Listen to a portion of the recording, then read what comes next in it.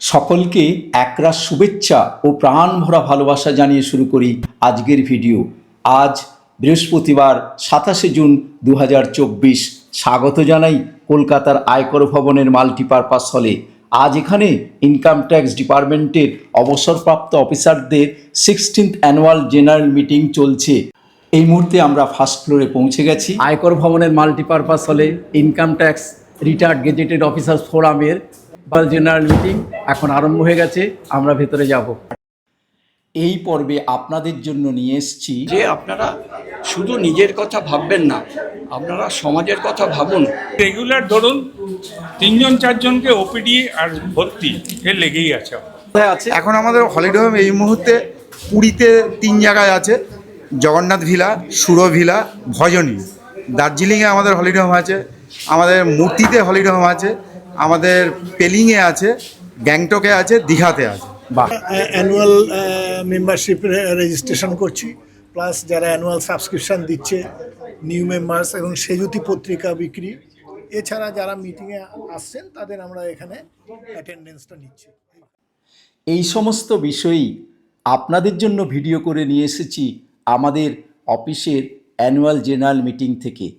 প্রথমত, জীবনের একাকিত্ব হতাশা কাটিয়ে খুব ভালো থাকতে চাইছেন, তাহলে আপনাকে অবশ্যই দেখতে হবে আজকের এই ভিডিও। এই ভিডিওতে আপনাদের সঙ্গে সারা জীবনের অমূল্য অভিজ্ঞতার কথা সহজ সুন্দরভাবে ভাগ করে নিয়েছেন আমাদের সবার ভালোবাসার মানুষ মাননীয় শ্রী দেবনাথ মুখোপাধ্যায় মহাশয়। দ্বিতীয়ত, পশ্চিমবঙ্গ সহ ভারতের বিভিন্ন স্থানে বেড়াতে যাওয়ার পরিকল্পনা করছেন আর হলিডে হোমের খোঁজ করছেন, তাহলে এই ব্যাপারে আপনাদের সুলুক সন্ধান দিচ্ছেন আমাদেরই ক্লাবের ভাইস প্রেসিডেন্ট মাননীয় শ্রী অজিত পাল মহাশয়। আপনি কি একজন প্রাক্তন খেলোয়াড়? আপনি কি একা হয়ে পড়ছেন? তাহলে আপনাকে এই ভিডিওটা দেখতেই হবে। এ বিষয়ে দিকপাত করেছেন আমাদের প্রাক্তন খেলোয়াড় শ্রীমতী দীপালি ব্যানার্জি। আর সর্বোপরি অবসরপ্রাপ্ত জীবনে আবার এই সংগঠনের দরকার কি? প্রশ্ন ছিল আমাদেরই সম্পাদক মাননীয় শ্রী সঞ্জীবন ঘোষ মহাশয়ের কাছে এবং শ্রী মৃণালচন্দ্র মহাশয়ের কাছে। সব প্রশ্নের উত্তর পেতে আপনাদের এই ভিডিওটা অবশ্যই দেখতে হবে।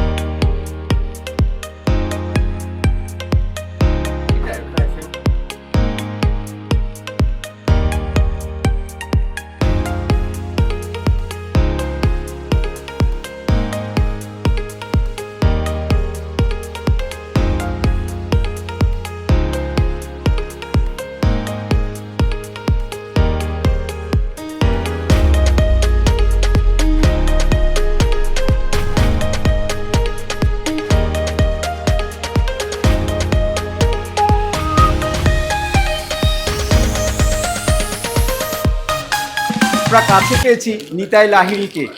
আচ্ছা, আপনি তো আমাদের সিজিএইচ সম্পর্কে বিভিন্ন লোককে সবসময় গাইড দিচ্ছেন। আচ্ছা, সিজিএইচ করলে কি ইন্স্যুরেন্সের কোনো প্রয়োজনীয়তা আছে? আমার তো মনে হয় প্রয়োজন পড়ে না। হ্যাঁ, আচ্ছা, হঠাৎ রাত বিরতে যদি আমরা অসুস্থ হয়ে পড়ি, এই মুহূর্তে কোন হসপিটাল আমাদের ফ্রেন্ডলি সিজিএইচের জন্য? বাড়ির পাশে যেটা, আপনার বাড়ির কাছে যদি ভালো হসপিটাল থাকে আপনি সেখানে এমার্জেন্সি ভর্তি হবেন, কোনো অসুবিধা নেই। এমার্জেন্সি, এই কথাটা মনে রাখবেন, যে কোনো ভালো নার্সিংহোম বাড়ির কাছে ভর্তি হবেন, এমার্জেন্সি সার্টিফিকেটটা আগে নেবেন।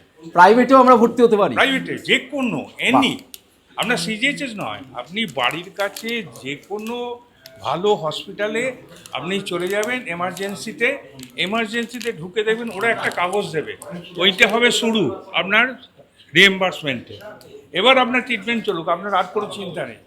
পুরো যখন শেষ হবে এটা, তখন আপনি পরে বিল জমা দেবেন এবং টাকা, হ্যাঁ সেটা আপনি কিন্তু সিজিএইচএস রেটে পাবেন, হয়তো 4 লাখেতে 2 লাখ পাবেন, পুরো টাকা পাবেন পরে আমরা বিল করব? পরে না, ওইটাই বিল করবেন, 4 লাখ টাকাটাই বিল করবেন, হয়তো 4 লাখ টাকা খরচা হয়েছে, বিল করবেন, পাবেন হয়তো 2 লাখ 2.5 লাখ টাকা, ঠিক আছে, কারণ ওটা সিজিএইচএস রেটেই আপনাকে দেবে। আমরা কাছে পেয়েছি রিক্রিয়েশন ক্লাবের ভাইস প্রেসিডেন্ট অজিত পালকে। Income tax sports and recreation ক্লাবের আমাদের যা নিয়ম, সেই নিয়ম অনুযায়ী রিটায়ার্ড পার্সন যারা, বিশেষ করে আমাদের ইনকাম ট্যাক্স ডিপার্টমেন্ট থেকে যারা রিটায়ার করছে, তারা অলওয়েজ কনসেশন রেটে আমাদের হলিডে হোম বুকিং করতে পারে, এবং মেম্বারদের মতো একইভাবে মেম্বারদের উইদাউট কোনো সাবস্ক্রিপশন ছাড়া। Without any subscription. মানে রিটায়ারমেন্টের আগে যখন তারা সার্ভিসে ছিল, তখন তারা যেহেতু মেম্বারশিপ দিয়েছে, যার জন্য আফটার রিটায়ারমেন্ট তাদের আর মেম্বারশিপ দেওয়ার কোনো প্রশ্নই নেই, কোনো সাবস্ক্রিপশন দিতে হয় না। কিন্তু মেম্বাররা যা যা ফেসিলিটি পায়, সমস্ত ফেসিলিটি তারা পাবে কনসেশন রেটে। আচ্ছা অজিতবাবু, এখন হলিডে হোম কোথায় কোথায় আছে? এখন আমাদের হলিডে হোম এই মুহূর্তে পুরীতে 3 জায়গায় আছে, জগন্নাথ ভিলা, সুরো ভিলা, ভজনী। দার্জিলিংয়ে আমাদের হলিডে হোম আছে, আমাদের মূর্তিতে হলিডে হোম আছে, আমাদের পেলিংয়ে আছে, গ্যাংটকে আছে, দীঘাতে আছে। বাহ, গুড। এবং আমরা চেষ্টা করছি আরও বেশ কিছু জায়গায় হলিডে হোম নেওয়ার জন্য, কারণ করোনার আগে আমাদের হরিদ্বার এবং বেনারসেও ছিল, সেটা ডিসকন্টিনিউ করতে হয়েছিল। আমরা খুব চেষ্টা করছি যাতে বেনারস এবং হরিদ্বারও নেওয়া যায় এবং আপনাদের আমরা এই সার্ভিসটা দিতে পারি। আমরা কাছে পেয়েছি আমাদের প্রিয় মৃণালদাকে। মৃণালদা, বলুন কেমন আছেন এবং অ্যাসোসিয়েশনের কার্যকারিতা কি কি উপকার হয় অ্যাসোসিয়েশন করলে? খুব ভালো আছি। এই আমাদের income tax retired gazette officers forum যেটা ফর্ম হয়েছে, যে সব রিটায়ার্ড অফিসারদেরকে নিয়ে, এর মধ্যে অনেক সিনিয়র অফিসার্সও আছে। তা আমাদের এই যে সংগঠনটা তৈরি করা হয়েছে, রিটায়ারমেন্টের পরে যাতে আমাদের নিজেদের মধ্যে যোগাযোগ রাখতে পারি, অ্যান্ড রিটায়ারমেন্টে পোস্ট রিটায়ারমেন্ট কী হয়, আমরা সবাই একাকী হয়ে যাই, তো আমরা একাকিত্বে ভুগি। তো আমরা নিজেদের মধ্যে ইন্টারাকশান, বিভিন্ন প্রয়োজনে যদি আমরা সবার পাশে দাঁড়াতে পারি, সুতরাং এই সব মাথায় চিন্তা করেই আমাদের পূর্বসূরীরা আমাদের এই সংগঠন বানিয়েছে। অ্যান্ড এই সংগঠন আমরা এগিয়ে নিয়ে যাওয়ার চেষ্টা করছি।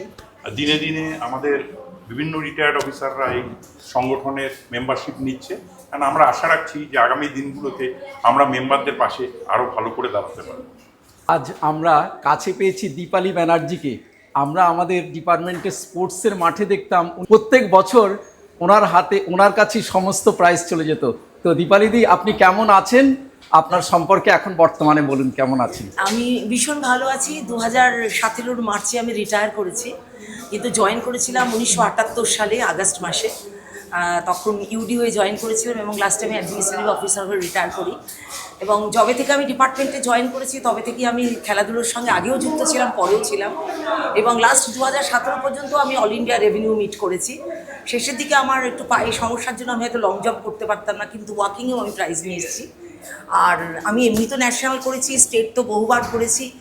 আর আমি ডিপার্টমেন্টের হয়ে যে ভেটারেন্সে রিপ্রেজেন্ট করেছি, তাতে আমি ইন্ডিয়া রিপ্রেজেন্ট করেছি আমাদের ডিপার্টমেন্টের হয়ে। যাক, দীপালিদি কত বছর হলো রিটায়ার করেছেন, এখন কেমন আছেন? ভীষণ ভালো আছি। 2017-তে রিটায়ার করেছি, খুব ভালো আছি। এবং এখনও আমরা রিটায়ার্ড প্লেয়ার্স একটা গ্রুপ আছে আমাদের।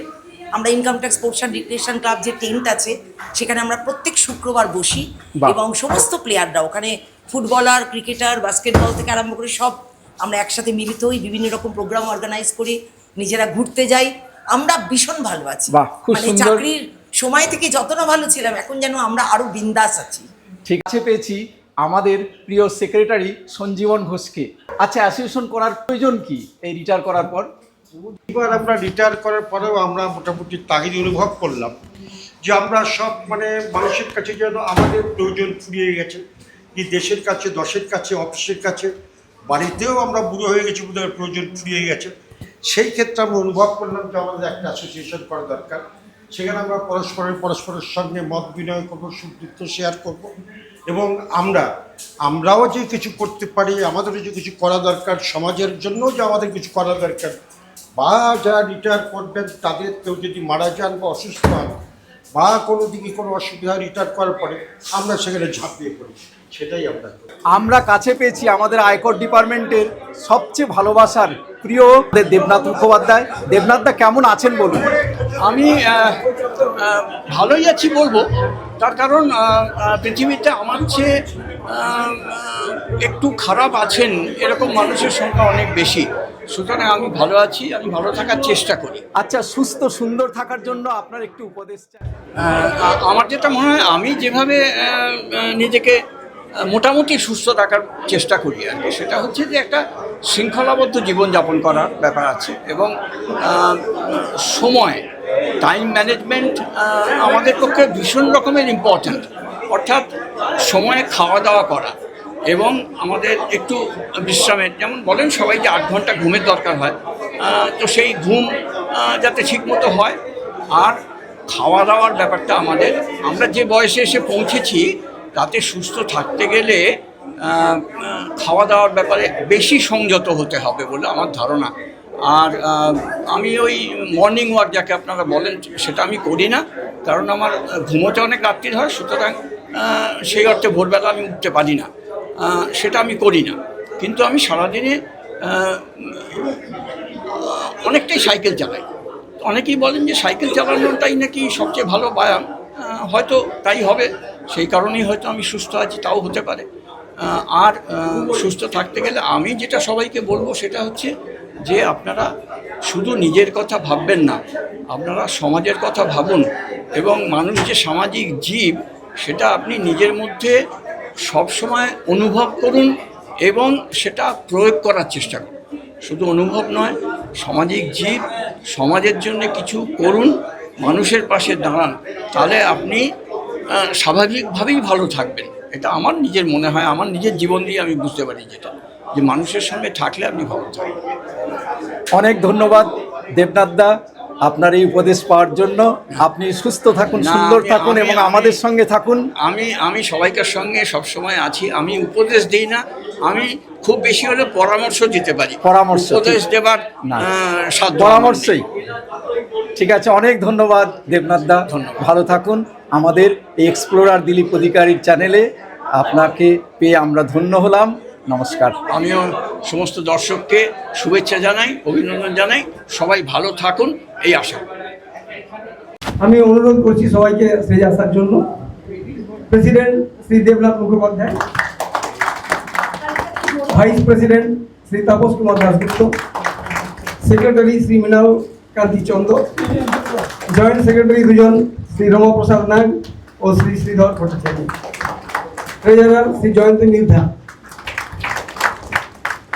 মেম্বার 15 জন, তারা যথাক্রমে শ্রীমতী আরতি চক্রবর্তী,